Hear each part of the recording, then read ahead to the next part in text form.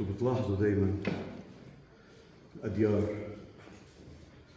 المحابس يا بتكون بوادي يا بتكون بتلة، على النص ولا مرة بتكون. دايما كان في اسباب كثير عديدة لهذا الموضوع عم نحكي لها اثنين. التلة لفوق لانه ما كان في شيء يحجب نظرك وامكانياتك يعلقك بين الارض والسماء. فانت قاعد على راس التله، انت عم بتناجي مباشره ربنا وعم تظهر على الارض اللي حواليك. محمد بيكون في عواصف، التله على طول فيها عاصفه، مش هيك؟ كل التلال فيها عاصفه، كل التلال بيلاقي عاصفه هواء. والعاصفه دائما بتمرق وبتنظف راسها التله على الاخر، ما بتخلي فيها شيء. وانت بنفس الوقت عاصفه ابليس يلي بتقطع بكيانك كله سوا بالتجربه، مش بالقدره، بالتجربه. انت بيكون في عندك الامكانيه انك بس تقبل الروح القدس، هذه العاصفه نفسها تعصف بجسدك وتنظفك على الاخر وبتجعلك قدير انك تتحد بالله، تتحد بالله.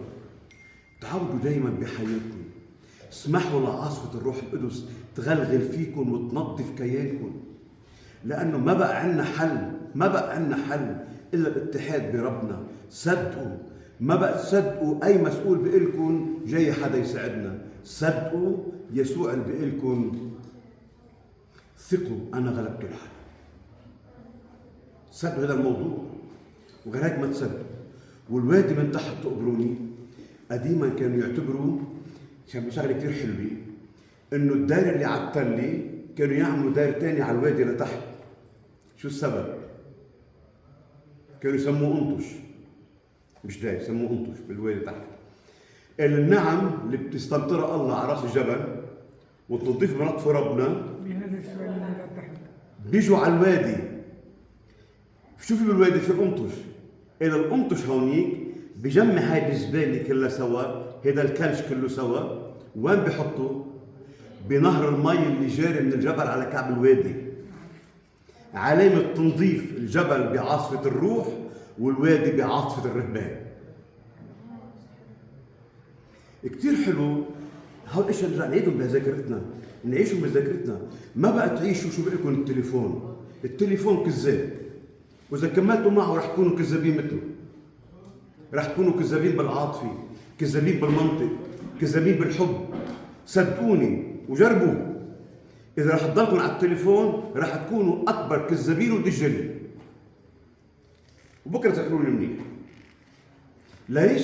لأنه التليفون بياخذ عاطفتك وبيعلق عينيك بمادي، بحركك.